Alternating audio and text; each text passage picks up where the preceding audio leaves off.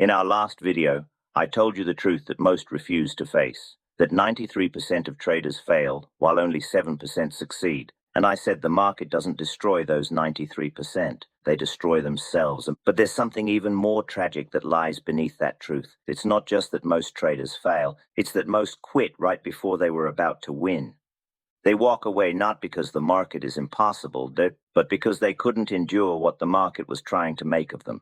That's the real reason most traders never see the other side. And if you've been with me from the last video, you already know that trading isn't luck, it's transformation. And transformation never happens inside comfort. It happens through silence, through loss, through long stretches of frustration that make most men doubt themselves completely. So if you're still watching, still learning, still fighting through your mistakes, I already know one thing about you. You haven't quit yet. And that means there's still time to become one of the few who truly make it.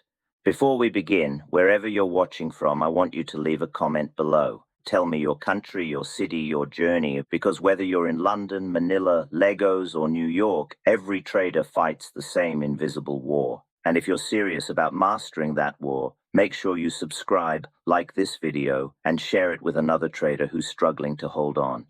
Now let's begin. I've seen more traders quit than succeed.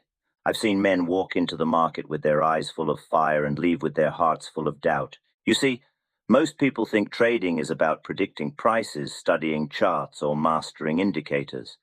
But I'll tell you something that might shake you. The market doesn't beat you. You beat yourself. When I started, I wasn't smarter than the others. I was just more obsessed. I studied the tape until my vision blurred. I sat in bucket shops for hours, memorizing every rhythm, every pause, every flicker of the market's heartbeat. And still, I failed. Over and over again. But I didn't stop, because somewhere deep down I understood that every loss was the market trying to teach me something about myself. Most men never stay long enough to understand what those losses mean. They think the pain is a sign to leave, but the pain is the test. And that test is the toll every trader must pay before they're allowed to win. The market never hands out success. It teases you with small victories, then takes them away to see if you can stay calm. It hides its wisdom behind your own emotions. It wants to know, can you hold when fear whispers in your ear? Can you stay patient when boredom eats at your mind? Can you survive disappointment without letting it poison your purpose? Because that's the true exam. And most traders never make it past that point, and they think the market turned against them. But in truth, they turned against themselves. The moment you understand this, you begin to change. You stop asking, when will I win? And start asking, what is the market trying to teach me? That shift, that single change in mindset, is where your real journey begins. So let me ask you a question right now. Are you one of those who stop when the storm comes? Or will you be the one who stands still, watching the storm pass, knowing the sun always returns? If you're still here, I think I know your answer. And that's why you're already different.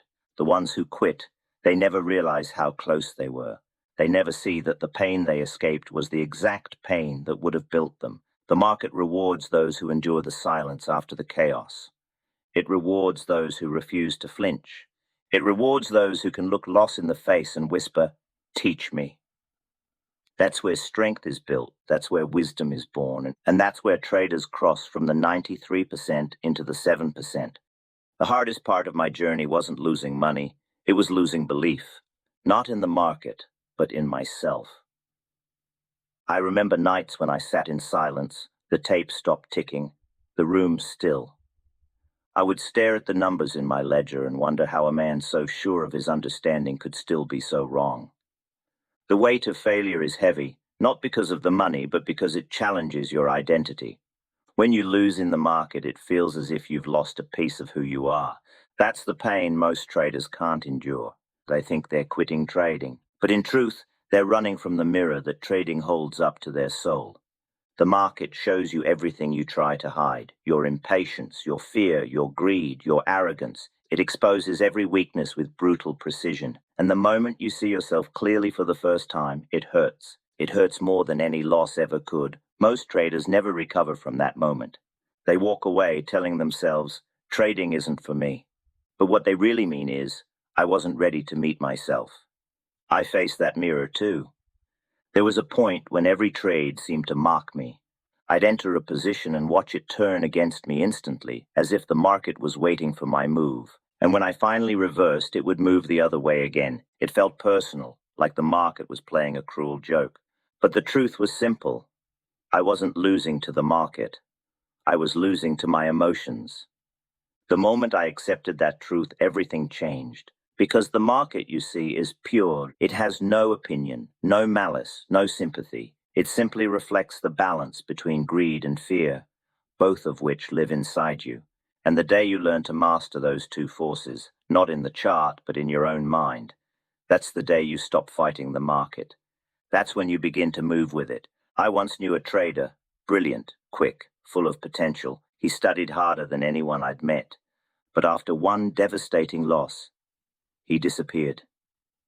Months later, I saw him again. He looked older, quieter. He told me, "Livermore, I couldn't take the humiliation. Every trade reminded me of what I wasn't." And I remember saying, "The market didn't humiliate you. Your pride did." You see, the difference between those who stay and those who quit is humility. The market will humble every man eventually. The question is, will you learn from it or will you flee from it? That's what separates the 7% from the rest. And the winners don't feel less pain. They just learn how to sit inside it until the lesson reveals itself. Every great trader passes through this valley of doubt. It's dark, quiet, lonely, and most never walk out. But if you stay, if you endure the silence, if you refuse to run, one day the fog lifts. And suddenly, everything you used to force now begins to flow. That's the irony of trading. And you spend years trying to control it. Then one day you realize mastery doesn't come from control, it comes from surrender. I remember the first time I truly understood this. After a crushing loss, I walked to my hotel window and stared down at the streetlights of New York. For the first time, I didn't curse my luck or the ticker. I simply said, "It was me. All along, it was me." And in that moment of honesty, something inside me shifted. The market didn't change, I did. From that day forward, I stopped treating trading as a battle and started treating it as a mirror. Every trade became a reflection, a conversation between my impulses and my discipline. And I realized as my discipline grew, so did my profits. So if you've ever found yourself in that moment, sitting there wondering if it's worth continuing, I'll tell you this: you are not at the end. You're at the beginning of the lesson that truly matters. Pain doesn't mean stop, it means listen. And if you're still listening, still learning, still watching this right now, then you're closer than you think. Take a second to breathe. Take a second to remember why you started. And if this message resonates with you, if it reminds you of the fire you once had, then like this video, share it with someone who's ready to quit, and tell me in the comments where you're watching from, because I want you to remember something. Every trader who made it once stood exactly where you are, on the edge between giving up and breaking through. And the only difference between those who quit and those who succeed is that the successful ones didn't. Patience. That's the word most traders misunderstand. They talk about it like it's a virtue, but in trading, it's a weapon. Every trader wants to act, to move, to trade. They think success is born from constant motion, but the truth is, most money is made by waiting. I didn't build my fortune by chasing every price swing or predicting every turn. I built it by sitting still when I was right and admitting instantly when I was wrong. And yet most traders do the opposite. They rush out of their winners and hold their losers, hoping for mercy from a market that has none. You want to know why most traders quit before they succeed? Because waiting feels unbearable, because patience doesn't look like progress, because silence feels like failure when you don't understand what it's doing to you. But I learned something. The market rewards those who can wait in discomfort. It punishes those who demand certainty too soon. I used to sit in the exchange room watching others panic over every tick. Men would pace the floor, their emotions rising and falling with every movement on the tape. But I sat there still, unmoving. I wasn't watching the tape, I was studying the rhythm beneath it.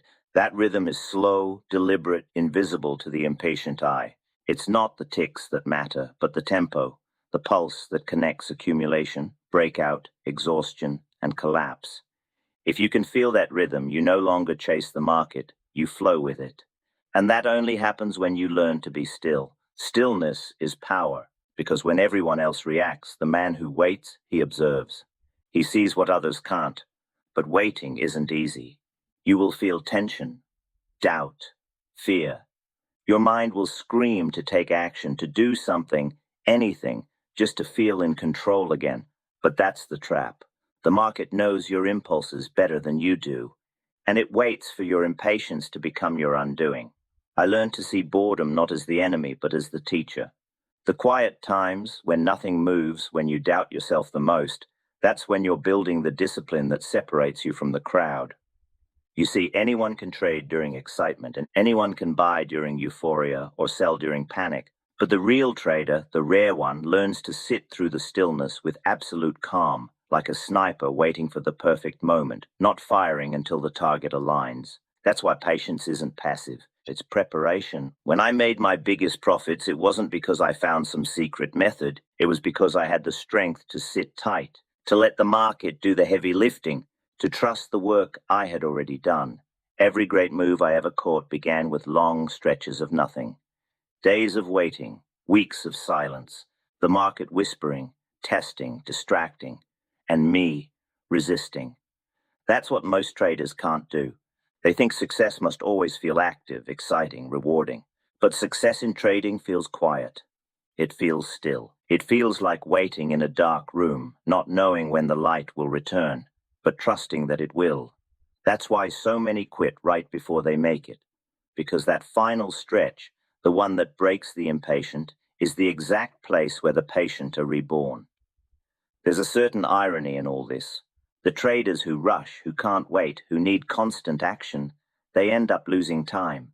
But the trader who waits, who chooses stillness over noise, he gains time. He earns back every moment he refused to waste chasing shadows. And when the move finally comes, the real one, not the fake signals, it feels effortless. Because you're already aligned with it. Because patience has done its work quietly inside you.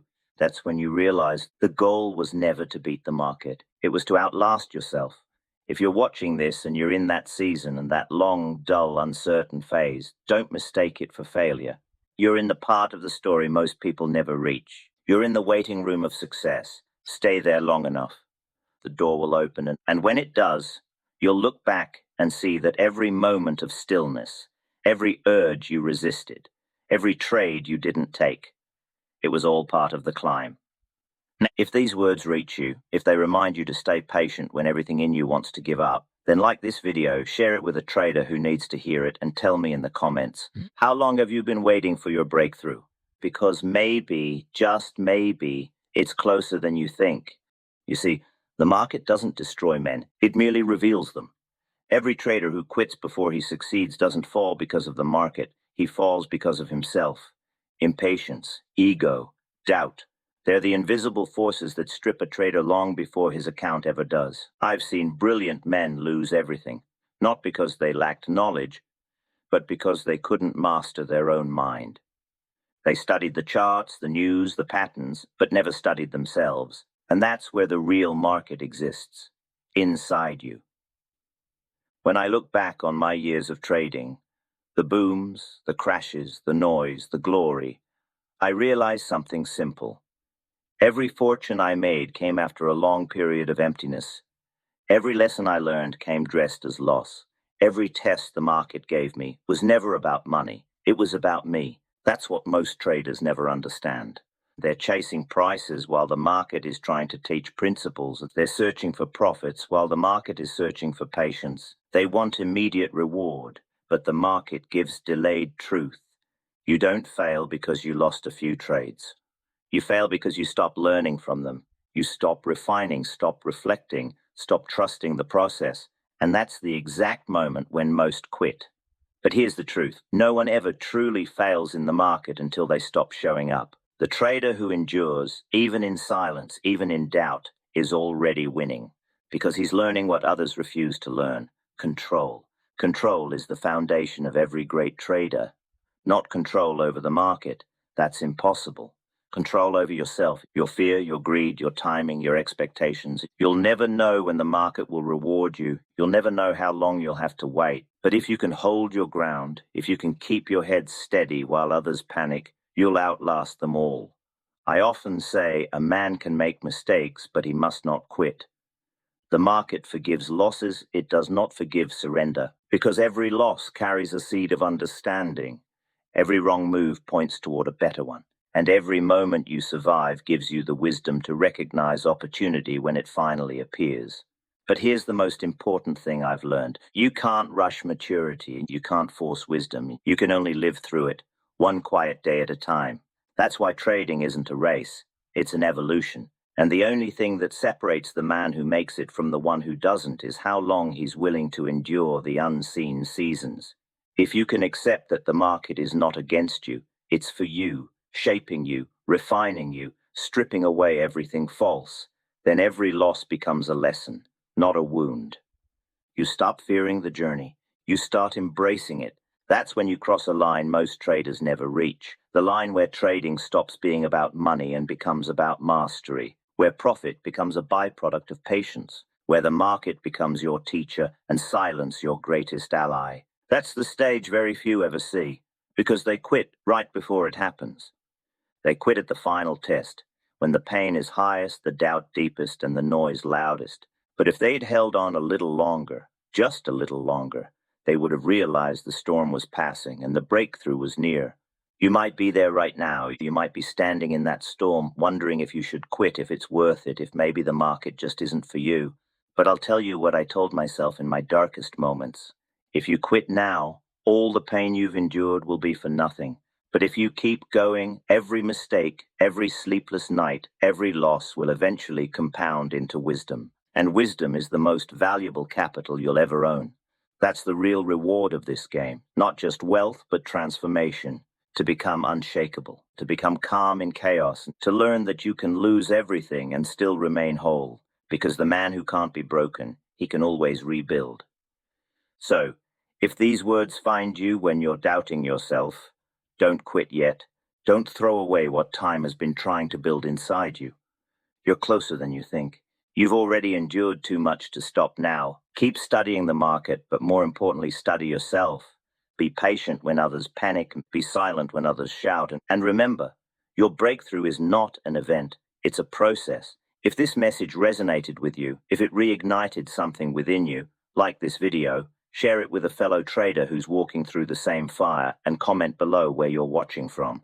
Let's build a circle of those who refuse to quit, the few who understand that the market doesn't reward speed, but endurance. And if you haven't yet, watch our previous lesson. Why 93% of traders fail while only 7% succeed. It will give you the foundation for everything I've said here, because in the end, the greatest lesson the market ever taught me wasn't how to win. It was how not to give up before the win arrived. Stay patient, stay disciplined.